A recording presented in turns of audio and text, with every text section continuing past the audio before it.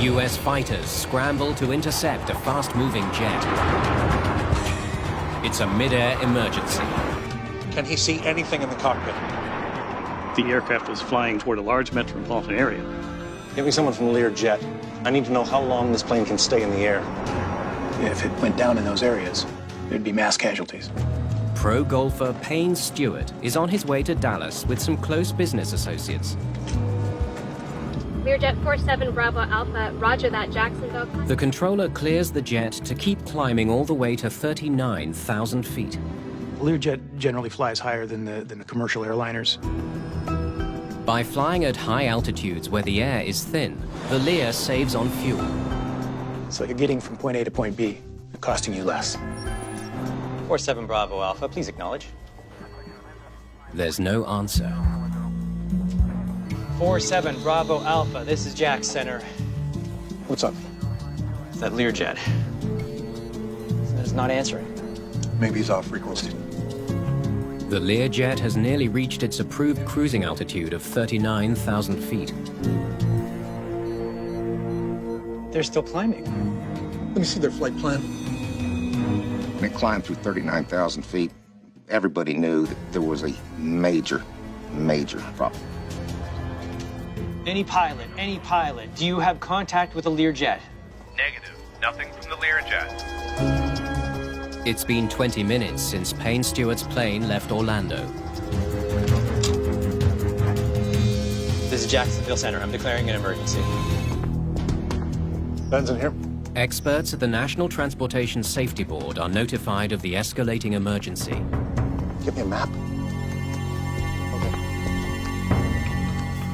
Once the air traffic control system realized that the aircraft had gone rogue, so to speak, the next step is to try to figure out why.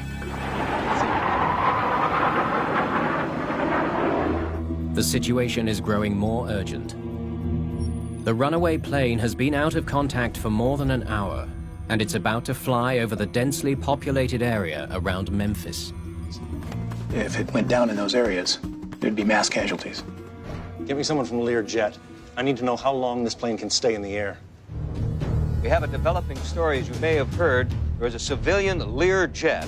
News of a rogue Learjet flying hundreds of miles off course has captivated the nation.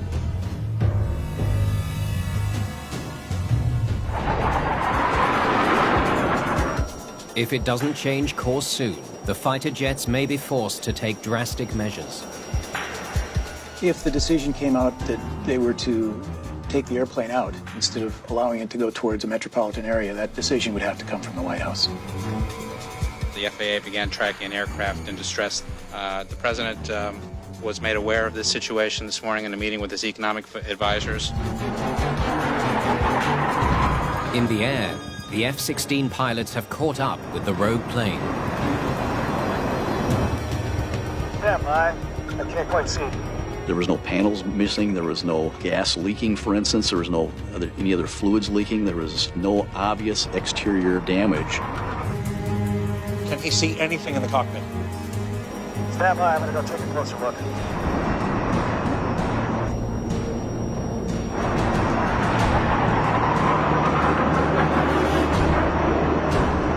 It's very strange sitting next to him, wondering what's going on inside the aircraft. The windows of the aircraft provide an ominous clue. No movement and windows covered in frost. When the report came back that the windshield seemed to be iced over on the inside and that the cabin windows were all dark, that gave us pause for concern. If people are conscious, they'd be trying to scrape away that condensation so they could see. So if you see no attempt to get rid of that condensation, your mind goes, what's the condition of the crew and the passengers that are on board of the aircraft? The frosted over windscreen and a darkened cockpit and cabin indicated that the crew is probably no longer with us. The Learjet is now a ghost plane. Can we narrow down the crash site anymore? With no hope for the passengers and crew, the only focus now is on where the plane will come down. But all they can do is wait and watch. To hear the news of Payne likely being on that plane was very shocking. It didn't seem real. He was just winning the U.S. Open and grabbing Phil Mickelson's face and hoisting a trophy up. According to calculations, the jet is almost out of fuel. At 10 minutes past 12, it happens. One of the engines just flamed out and it started turning. The Learjet carrying Payne Stewart and 5 other people is falling from the sky. They're going down. They're going down. Where's it gonna hit? The F-16 attempts to follow, but the plane disappears into the clouds.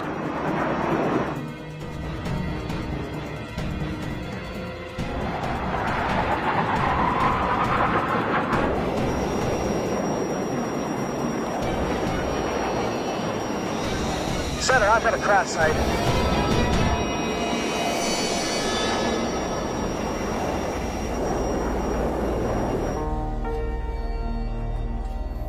Payne Stewart's Learjet has slammed into a hayfield in South Dakota.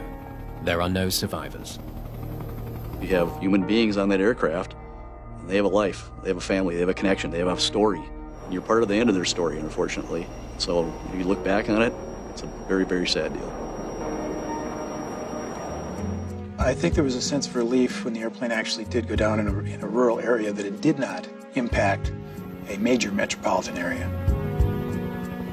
This is where the plane went down after its 1,500-mile, 4-hour flight halfway across the nation. On board, golfer Payne Stewart, 2-time U.S. Open champ.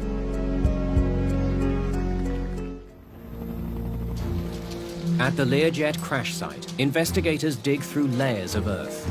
They search every inch of soil for wreckage. They've recovered the cockpit voice recorder. Good work.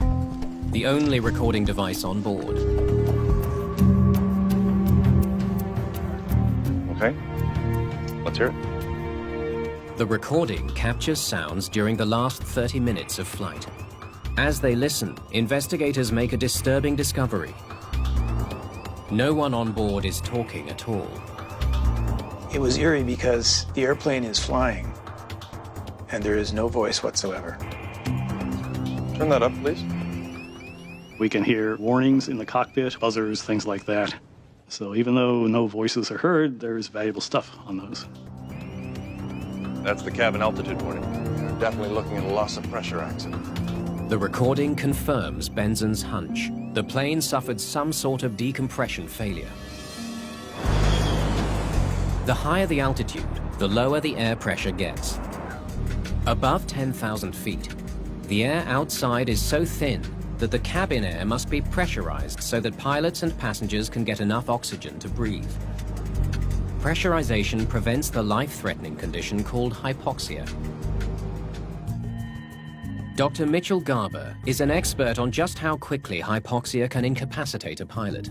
You've got maybe 4 or 5 seconds worth of actual oxygen in your brain, and then another 12 to 15 seconds in your circulation. Once all that is gone, things are going to go very horribly awry for you very, very quickly.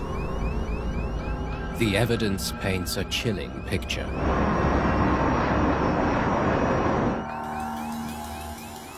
The cabin altitude warning horn was blaring for the entire 30 minutes, minus a few seconds at the end.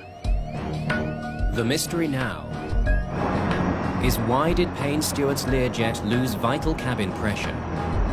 And why didn't the emergency alarm prevent the catastrophe?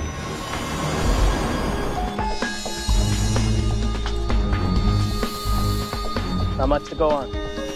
The search of the crash site turns up very little of the pressurization system, just a couple of damaged valves. The flow control valve regulates how much air is drawn from the engines into the cabin. A problem with this valve could cause a depressurization. Let's see what this can tell us. Bingo. The witness marks indicated quite definitely that the valve was closed during the horrendous impact of the aircraft on the ground. With the flow control valve closed, there would have been no airflow to maintain cabin pressure. We've got a cabin altitude warning. Setting the valve correctly is a routine part of every takeoff. Either the thing broke, or the crew took off without setting it. The air used to pressurize the plane comes from the engines, so it can feel a bit hot. That's why some pilots wait until the last minute before opening the airflow valve. V1? If they did forget to open the crucial valve at takeoff, they would have been affected by a lack of oxygen as soon as they climbed past 10,000 feet. Benson listens carefully to the voices. He wants to compare how the pilots sound on the ground with how they sound at higher altitudes where there's less oxygen. Play me something from later, after they climb past 10,000 feet. Good morning, Jacksonville. This is 47 Bravo Alpha. Climbing to flight level 260. She sounds the same to me.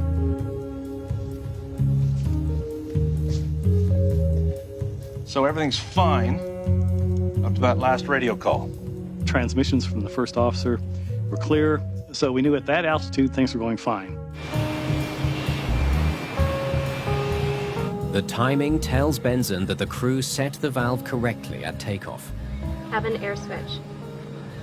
Because of the chaotic nature of airplane accidents, you don't have a lot of clues sometimes, but that doesn't mean that we stop investigating. Cabin altitude warning. There's another baffling mystery. The Learjet is equipped with emergency oxygen masks. Masks on. Masks on. No matter what caused the loss of pressure, the oxygen masks should have given the crew enough air to breathe until they could land the plane.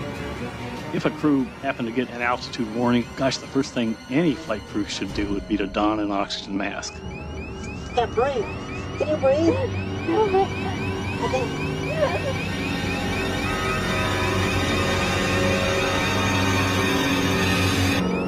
Could the emergency oxygen system have somehow failed? Benson scours the Learjet's maintenance records. Looks like everything was working fine. So now the question became, why didn't they use supplemental oxygen? Time to take a new approach. They hope a simulation of the flight will help. There goes the cabin altitude warning. Start the clock.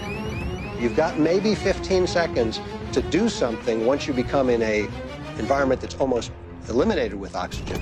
Emergency checklist. Got it. Benson scans the same type of checklist binder used by the Learjet pilots. I think all of us sort of had in our heads the checklist will have, once you hear the altitude warning horn or any other indication of a decompression event, that you're going to put your oxygen mask on as the first and immediate action item. The simulated loss of cabin pressure leads Benson to an astounding discovery. The first item on the emergency checklist is not don oxygen masks. At 10,000 plus or minus 500 feet cabin altitude, control pressure to the outflow valve is trapped. Some of the wording at first glance was quite confusing. And I imagine it would be very confusing if you were under a distress situation and trying to figure out exactly what the checklist meant. This deactivates the automatic mode and stops cabin altitude from rising higher if the failure is in the automatic control system. I can't believe we still haven't put our oxygen masks on. We were surprised because it implied pretty strongly that you need to troubleshoot a pressurization problem, and if you can't fix it, then you don your oxygen masks. And that's counterintuitive to us. That was backwards, in fact. The first step should have been don oxygen masks. Okay, shut it down. I think I know what happened. Investigators now have a theory about what went wrong on board the Learjet. Everything is fine until about 24,000 feet. Then something causes the plane to lose pressure.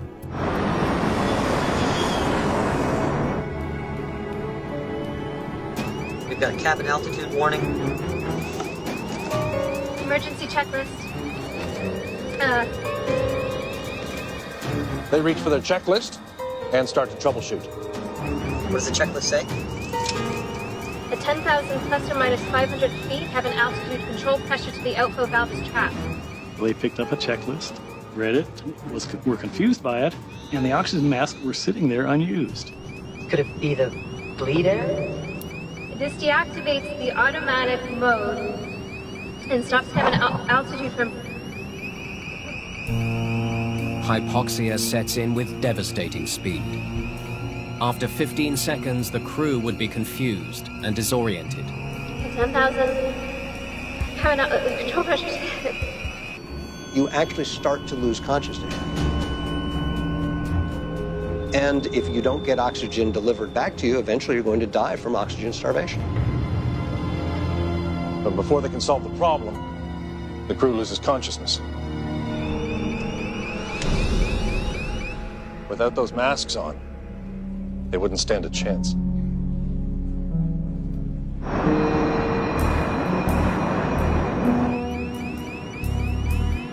Instead of a loud warning horn, maybe a statement from the airplane that says, put on your oxygen mask, would be more effective.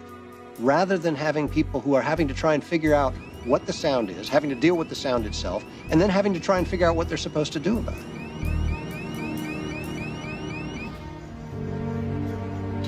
In the aftermath of the Learjet tragedy, Payne Stewart's family and friends, along with golf fans across the nation, come together in mourning. I am profoundly sorry for the loss of Payne Stewart, who has had such a remarkable career and impact on his sport. I knew Payne as a carefree guy who was nice to everybody. Investigators are never able to determine conclusively what caused the plane to lose pressure. The decompression could have been caused by a leaky seal on a door, a small leak about the size of a pencil in the side of the aircraft, malfunction within the system. But whatever the reason, the crew would likely have recovered if they'd put their masks on. The NTSB in its report ultimately concluded that had they received oxygen in a timely manner, it's likely that we would not be talking about this particular accident today. Following the investigation, the NTSB recommends important changes to aviation checklists. We asked very strongly that that checklist that we suspected got the crew in trouble, the checklist be changed to make it clearer and more useful in an emergency. The FAA is quick to respond. Don oxygen masks is now the first item on the checklist, not just for Learjets, but for every similar plane in the sky.